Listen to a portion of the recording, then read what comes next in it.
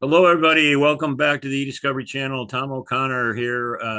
Barely survived Mardi Gras. It's 2 days after Mardi Gras, and we're still limping around, um, trying to.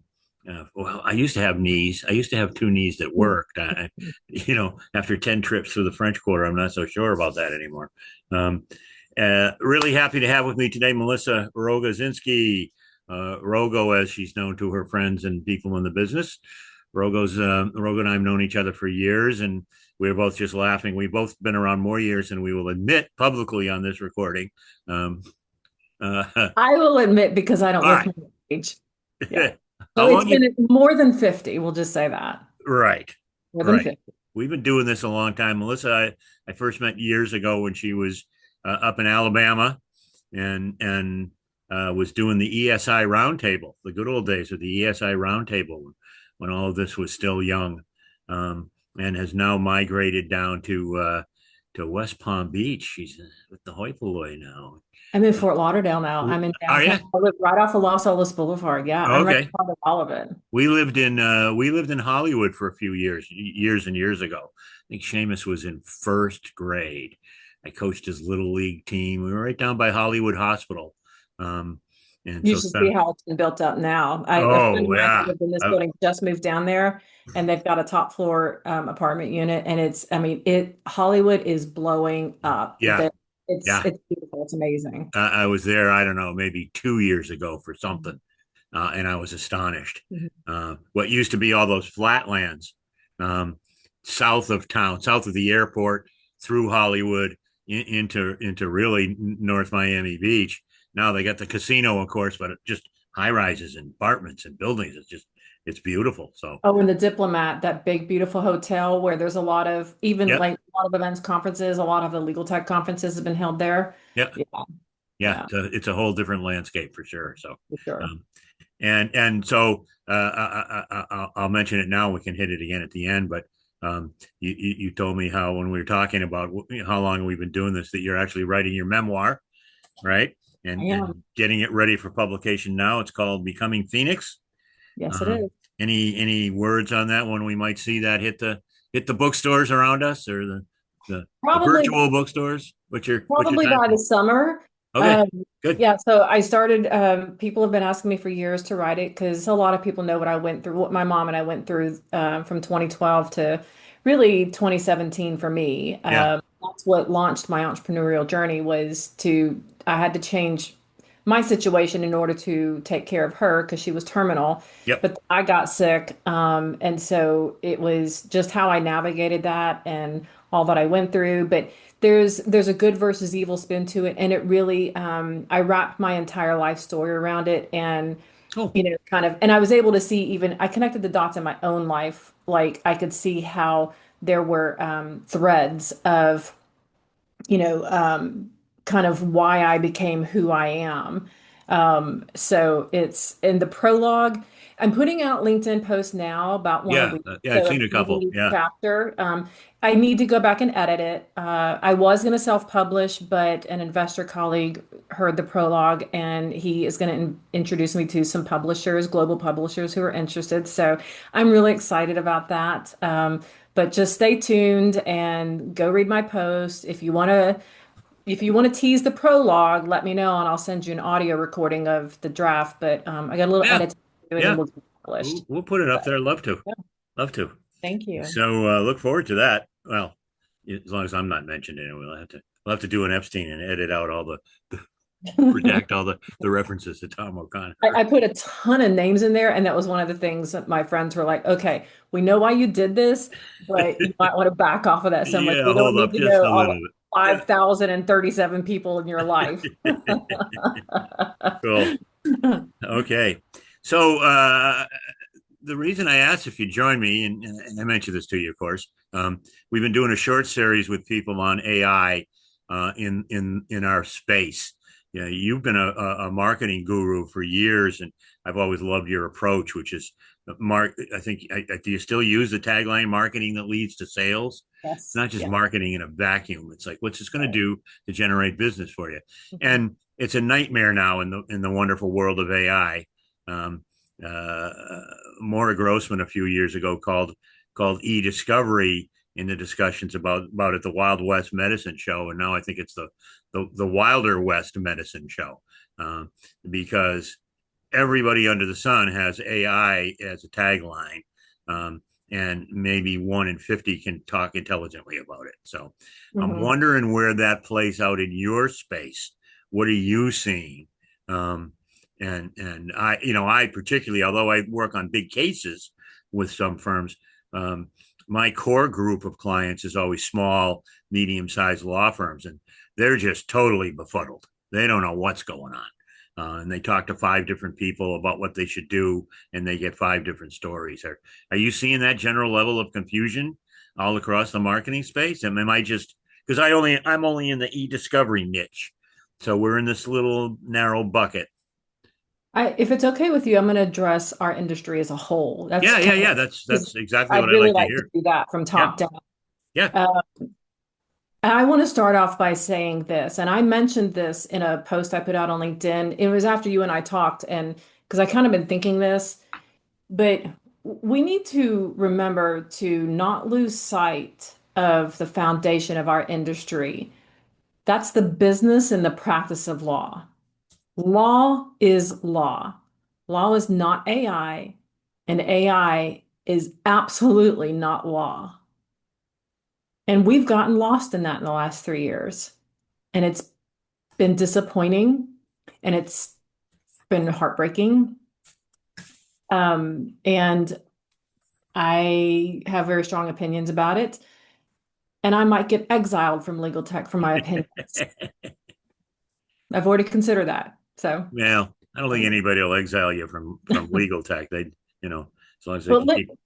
let me share a story with you that kind of, there's a couple stories I'd like to share. So, maybe about a year ago, I attended a conference. I'm in South Florida now, and I attended a conference in Miami. It was local, and I was part of the Miami-Dade Bar Association Law and Tech Committee. I co-chaired it, and I helped to get it off the ground and, help facilitate its mission. And I was, because of that, I was invited to attend a particular conference. I'm not going to name the conference or who Yeah. was there. Um, but if I were to drop names, everybody would know it. One of the billion-dollar startups was there, one of the Okay. billion-dollar legal tech startups. Okay. And I was so excited to meet them because it'd been kind of, I mean, we all kind of had this kind of scratching our head like, who the hell are you and why is this happening so fast? And you're all so young and you haven't been in this long enough to have any concept or understanding of this industry, right? So they were there. So I was excited to meet them in person. And I went up to them. I got there about lunchtime one day and I went up to them and I said, I'm so excited that you're here. Thank you so much. I have something I need to do, but I want to come back. Right. Great, great. We'd love to see you. There's like half a dozen of them there manning their booth. So I go to eat lunch and talk to a couple folks and I go back. And I said, all right, I'm back. I'm excited. And immediately one of them was like, hey, so we'd like to show you a demo. And it was like, and this guy just starts talking, right? And selling the product. And I listened to him and after he got done, and I was like, you didn't even ask me my name. You don't know who I am. You don't know what I do, What I do, yeah. what my business is. You don't know that I'm a potential prospect. You also don't know that if I'm not a prospect, how influential I might be in this industry and how many of your potential prospects I might be connected to, right? So why don't we start there? Okay. Anyway, so I had another meeting. I go back to do that. And then I come back, let's start over. And I get a different person. And he does the same damn Sure, thing, Tom. sure. The same, they're all standing there, Tom. And again, I stopped. I'm gonna say, hold on a second. Why don't we sit down right over here? Let's have a conversation. So he has his laptop and he sits down with me on the couch. And I was like, hi, my name's Melissa Rogozinski. Most folks call me Rogo. What's your name? And he tells me, I said, okay, let me tell you who I am and what I do. Right. And I'm not a buyer, but I am influential. I am a brand. Right. And I'm connected to people and I can help get the word out and, whatever. Like maybe you don't need me, but, let's start there. Right. And I used to be a paralegal, so I understand it from an end user's point of view. So we have this 45-minute conversation just getting to know each other. We never get to the demo, right? I made him sit there and talk to me for 45 minutes. And then, he had to get up and I did too. So, and then I get back a third time. And finally, a female, she approaches me. She's been watching this and observing. And she says, "Hi, Melissa. It's so nice to meet you. I'm so and so." And she asked me more about myself. And so we talk about that. And so she's okay, great. Thank you so much. I understand who you are and what it is like. What are you most interested in? And I said, well, let me see a little bit of a demo. And then she started going through the demo. The lights went on. I was like, oh my God, like I can see I mean, I haven't been a paralegal in 20 years, but I can see all kinds of ways I would have used this and how helpful this is. And I started getting excited. And, again, I'm baffled at, I guess this is going to sound pretty ugly, but seriously, you have that much money and investors are just blindly investing in your house of cards. And so you have enough money to be that arrogant and fool yourself, I guess. I mean, Yeah, is that where this industry is going for? Is that, I hate to say it, and you guys are going to kick me out, but really? You don't actually care about the business and practice of law anymore? You don't care about, it exists to protect people, it exists to protect business. It's not about you. It's not about AI. It's not here to serve AI. well, I don't think they do.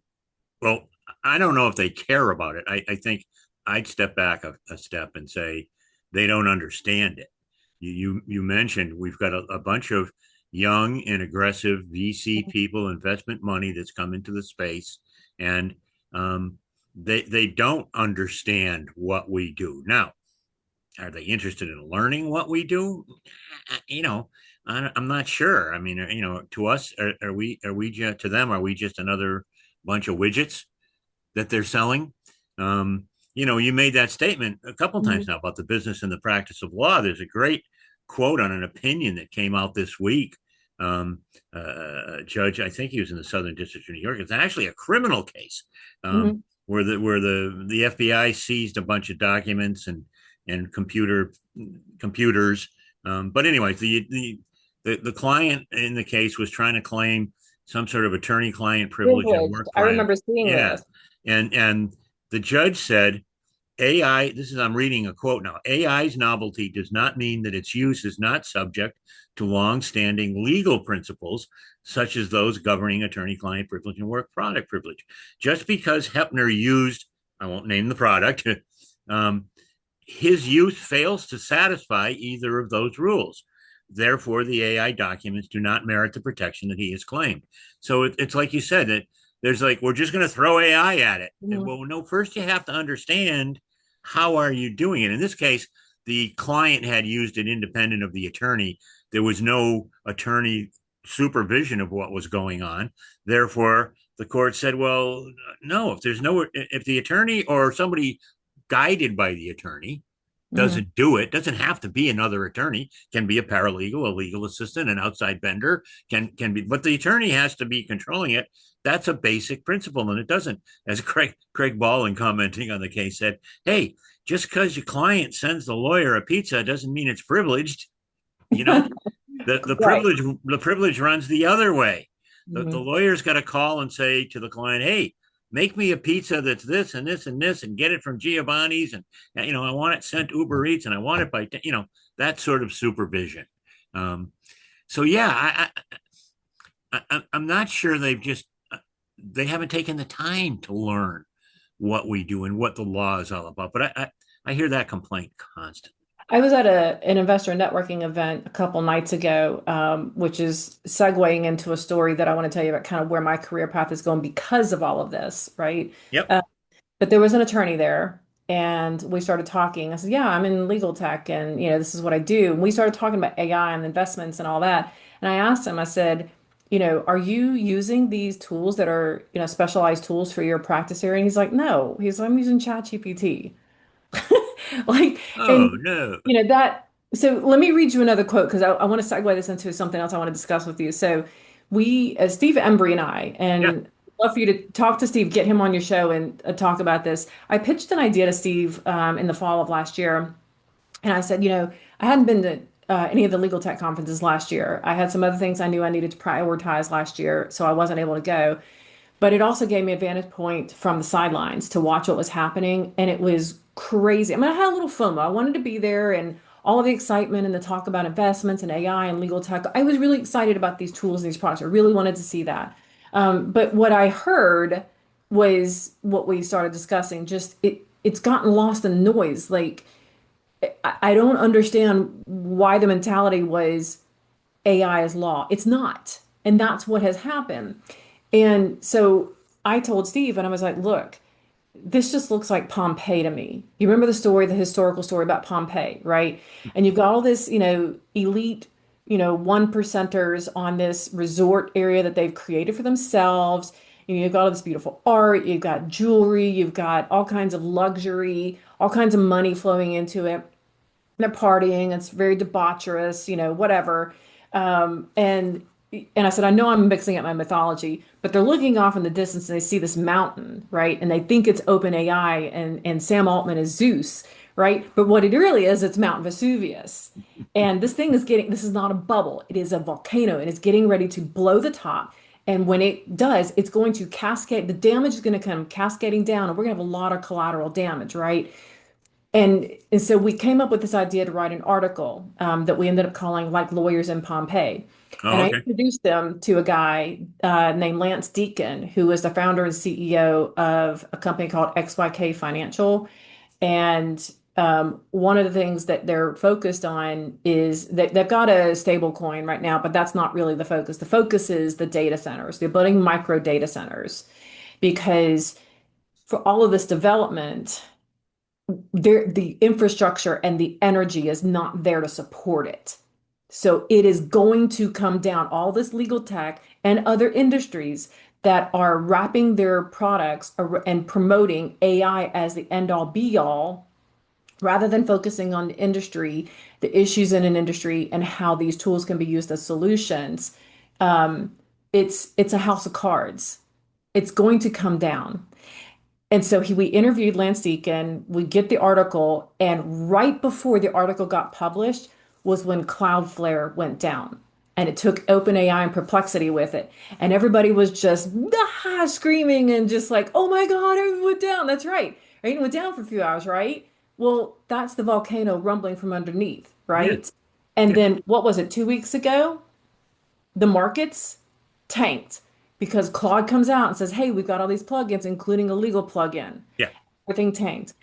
That's the top. The top of the volcano has now ruptured. The rumbling is there and the top has ruptured. And And it is remember, going to come again, down and uh, we're going to have collateral damage if you don't pay yeah, attention, get out of the way and reframe this this, to this for this what is you where are and our what the purpose is. experience, our years of experience comes in. Right. The dot-com bubble. The We dot had the com. same thing happen, like learn from history, right? Everybody invested in these dot-com. If it had dot-com after it, it was great. It didn't matter what it did or didn't do. Right. It was just this huge expansion. I feel like we're sort of there now. Well, and we As saw this too with the real estate crisis, right? yeah, Like in 2008, 2009. yeah, And even in eDiscovery, you remember that time we went to Legal Week or Legal Tech, it was still called Legal Tech, and all of a sudden, Equivio wasn't there. Microsoft was there. yeah.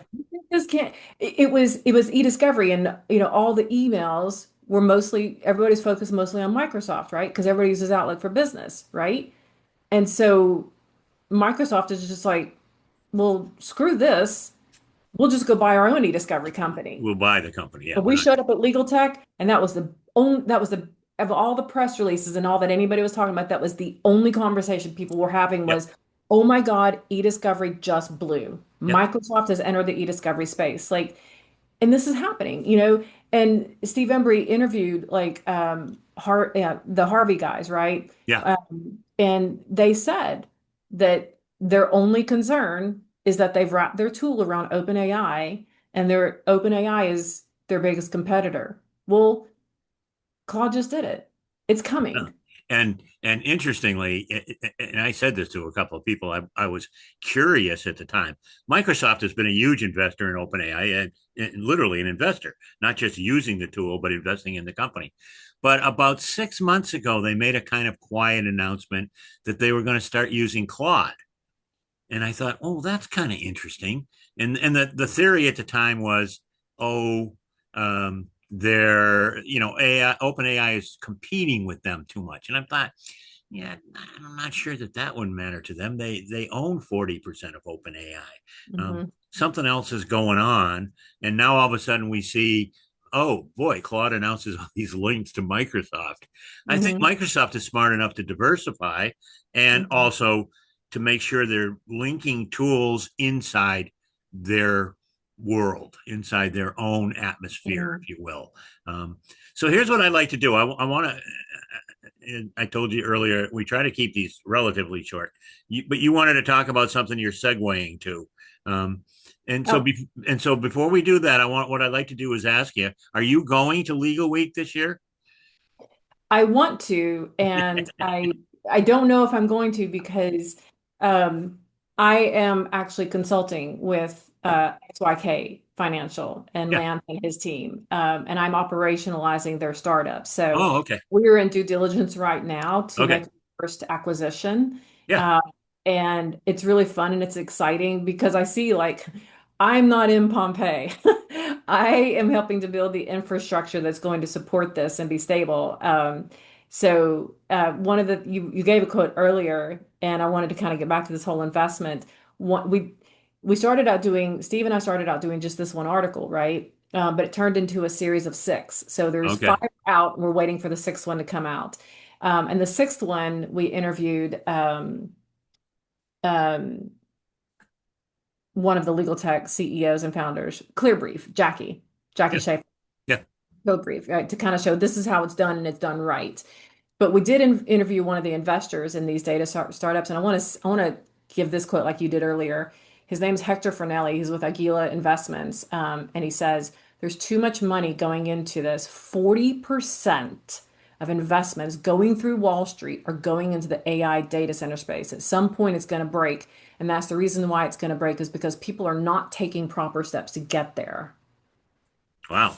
This is way too much money that's been invested in the AI space. Into one And narrow yeah, focus. it's Yeah, way that's too really much. interesting. It's going to crash. So And we're here's what I like seeing to this do. I'd like right to now. let's make an appointment to talk to each other the week after legal Okay, week, whatever they call it now. let's do it. I'm not going just because it's like I don't really have anything. You know, I don't need tchotchkes. I don't need more talk about what AI is.